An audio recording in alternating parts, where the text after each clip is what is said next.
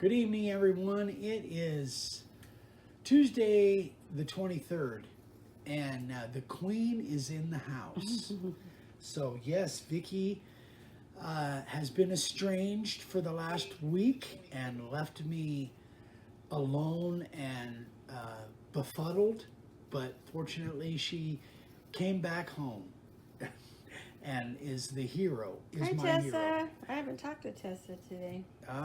Anyway, so Vicky is back, and things are almost back to normal, although we have been running around like crazy, a lot of stuff going on. But it's good. It's all good stuff. So I want to touch on a few things tonight. We're going to let some people come in. And thanks so much, guys, for all of the great comments and likes and stuff on the last couple of videos from the last couple of days. Huh? It's frozen. Uh-oh. Yeah, the internet's been really funky today. So I don't know if this is how bad it's going to be, you guys. We've had wind and some rain, not very much rain, but a lot of wind today. And I've noticed the internet has not been its normal. Crappy stuff. Yeah, it's worse than crappy today. So it's Thanks, guys. I'm back. Tessa, I did have a great time. yeah. So anyway, we got back from Vegas this morning. Stayed in Vegas last night with my sister, my brother-in-law, and my nephew and niece, and other great family members. So we got back today about the middle of the day, and we've been trying to play catch up, and we probably will be for the next day or two. Anyway, you guys have just gone above and beyond, leaving great comments and questions and likes and all that stuff on the videos from the last few days. So thank you so much. Everybody seemed to like Dad's last senior moment working on his cardboard bricks. And, oh yeah, an update on that. Dad actually burned a couple of them this morning, and he said they burned for like an hour. He put, what did he put in there?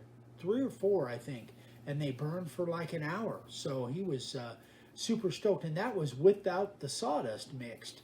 So we don't know what the sawdust mixture, which I think is going to be a much better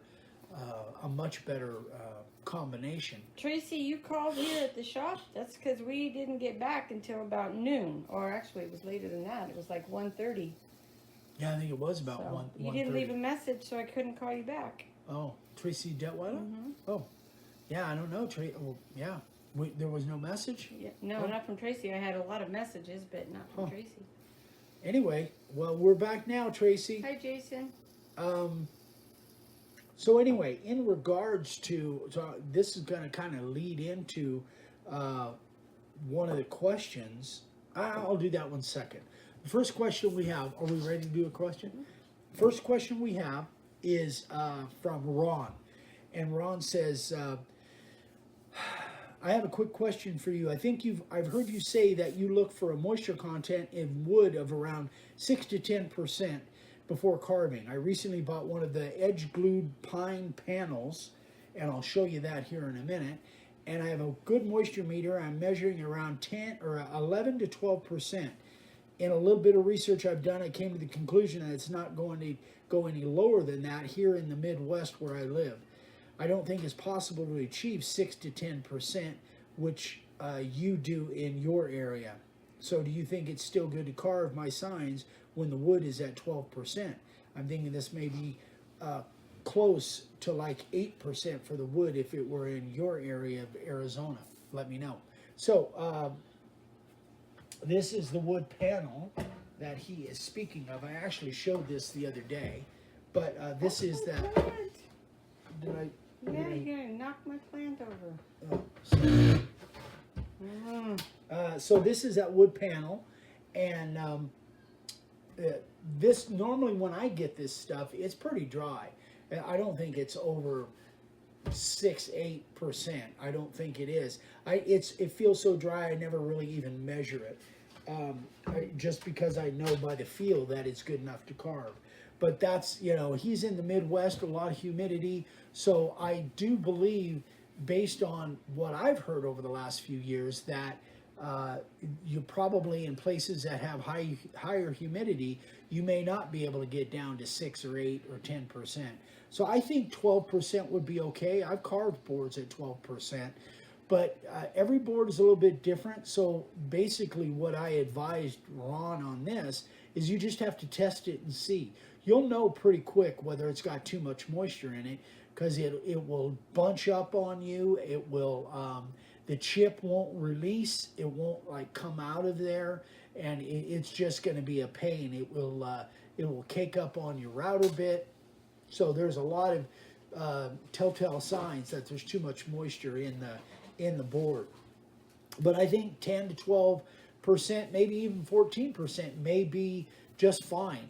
You just have to check it and see. So what I suggested that Ron do is cut a piece of scrap before doing it with a customer sign. Cut a piece of scrap and play with it and see what it does.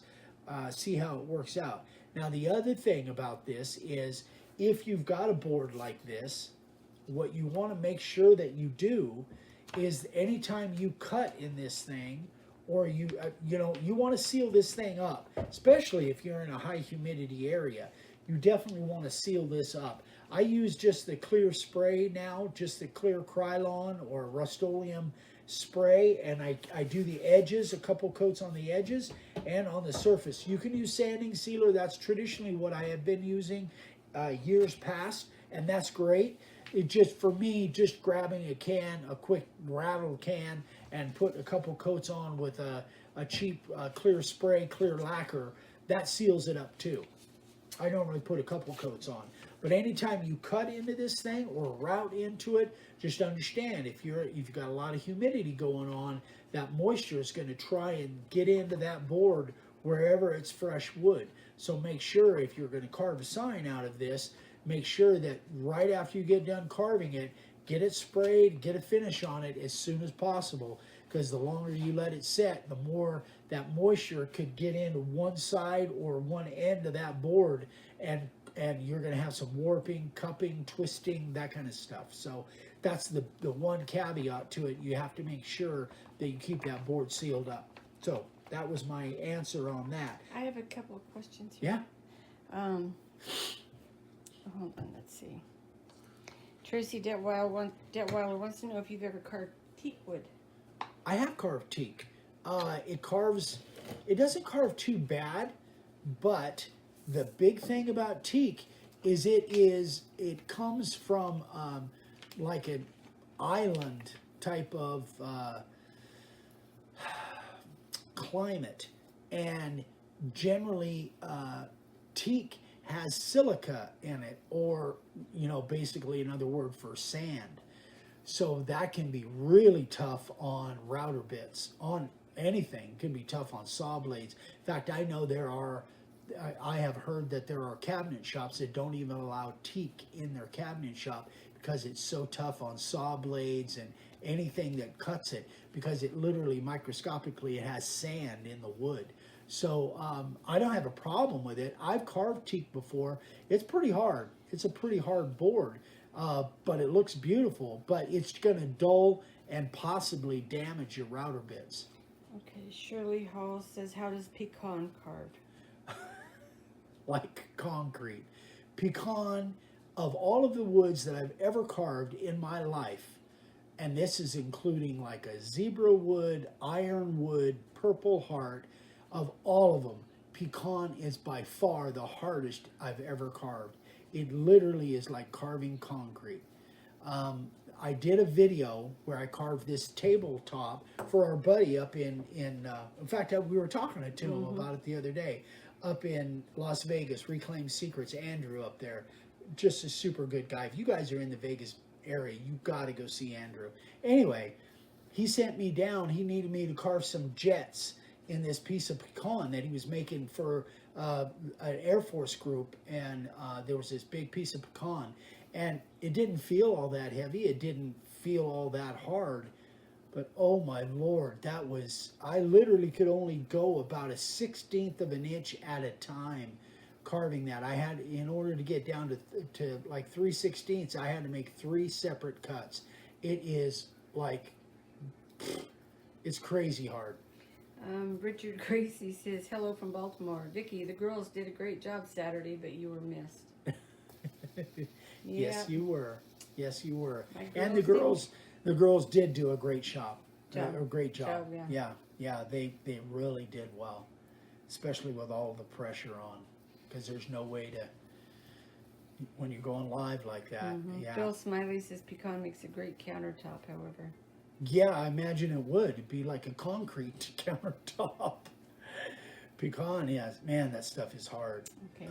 Unbelievable. Okay, so second question. This is in regards to the video that I posted. I think I posted it on Monday. And that's where I actually mounted this little vacuum chamber chuck manifold, which I was surprised that it went on there. I just didn't think it would with my base plate. But it was a shock how well that the little shop vac that I hooked up to this, it just sucked all that sawdust up. Again, chances of me ever using it are not very likely, just because it's too restrictive. I just can't have anything. I don't even like a cord draping off the end of my bench. That I just don't, it just is too restrictive to me. But for those of you that can deal with that you don't have a problem, I've been doing it, one way for 50 years, so I'm kind of locked in my ways. But if you're not, then you might give this a try, especially if you're in an area where you've got sawdust. That's going to be a problem for you. Again, you have to open up one side, you have to open up the back side so you can look through here, because you're not going to be able to really see what you're doing trying to look through that area there. What router is that on? This is 611, DeWalt 611, DWP 611.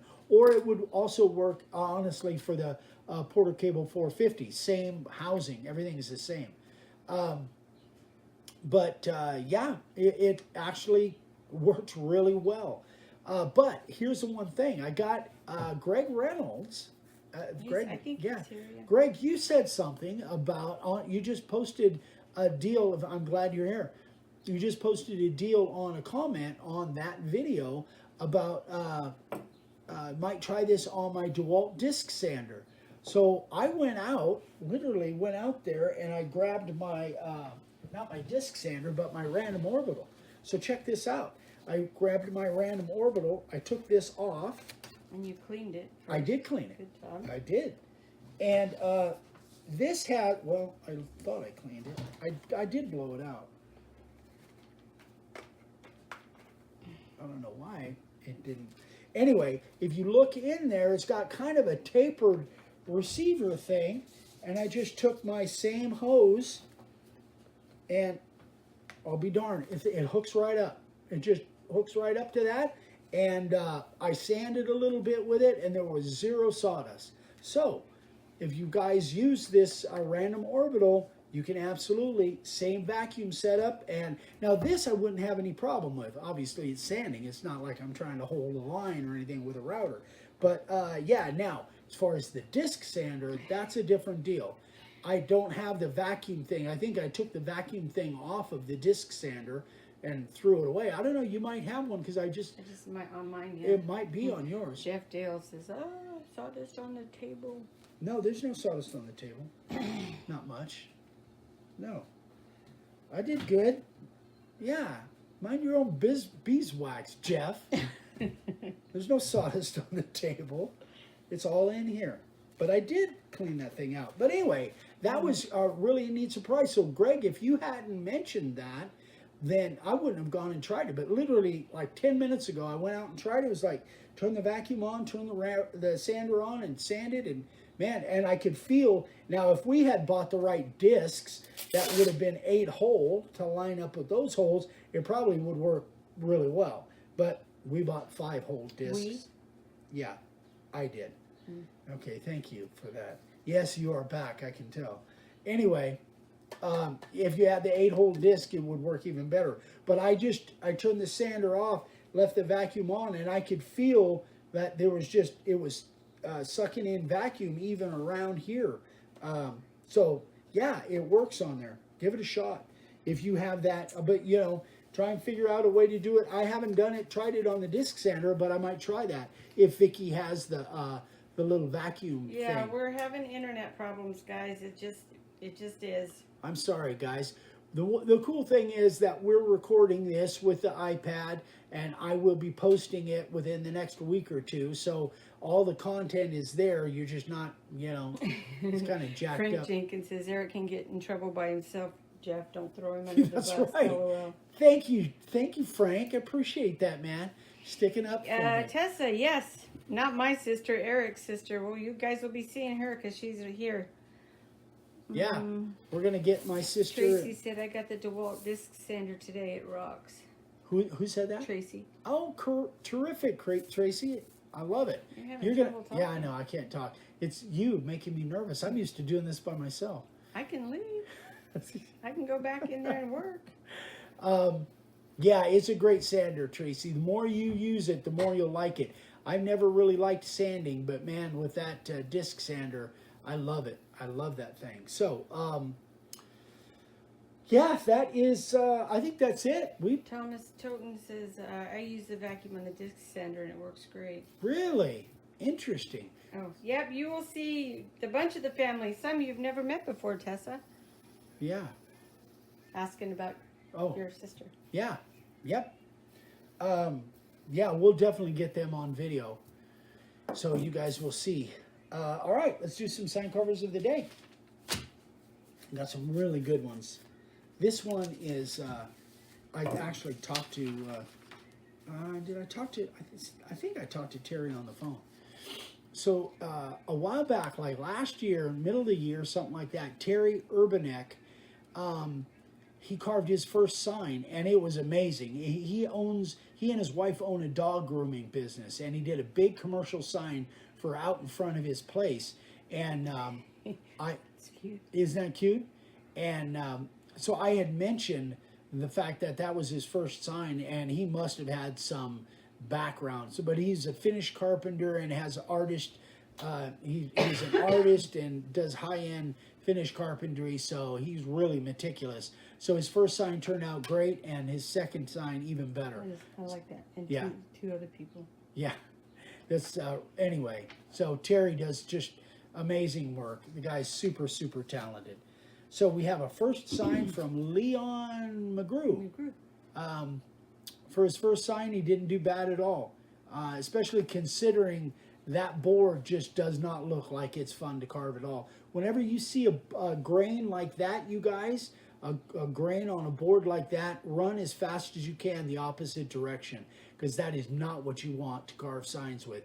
That is, I can just tell by looking at that, that would be definitely a vertical grain, and These lines are still pretty straight. yeah, and those are all really straight lines. You know, that font for a first sign did a really good job for that board.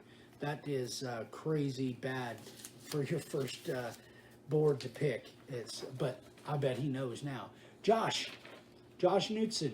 So this one, it's kind of, the picture I don't think does it justice, because it's kind of hard to tell that it's carved, but it is. It's all really carved. And he did a great job on it. Really, really nice. Good job, Justin. Or Josh, excuse me.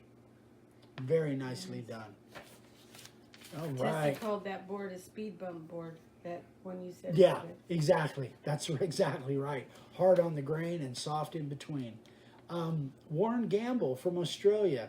So he's just starting out. And man, that is pretty stinking impressive for just starting out.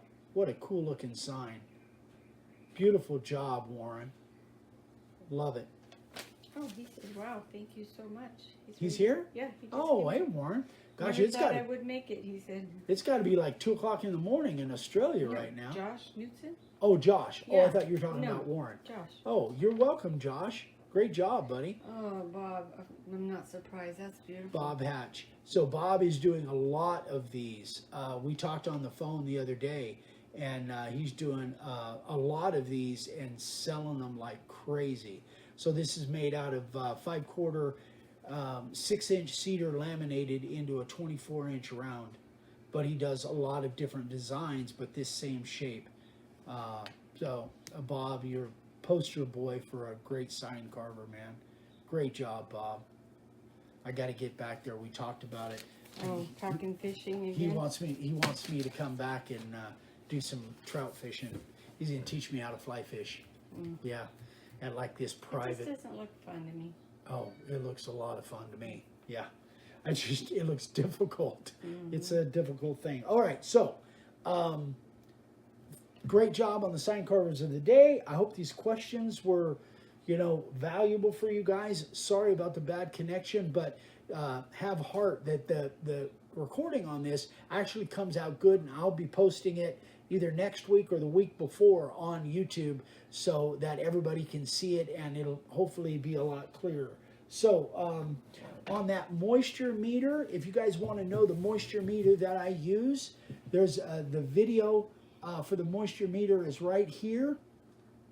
If you type that into the search window, the channel search window, that video will come up and it'll show you all the model and everything of the moisture meter that I use. If you guys can't find that and you want to know what moisture meter I use, shoot me an email and I'll let you know. I was looking for it, but I couldn't find it before we went on air.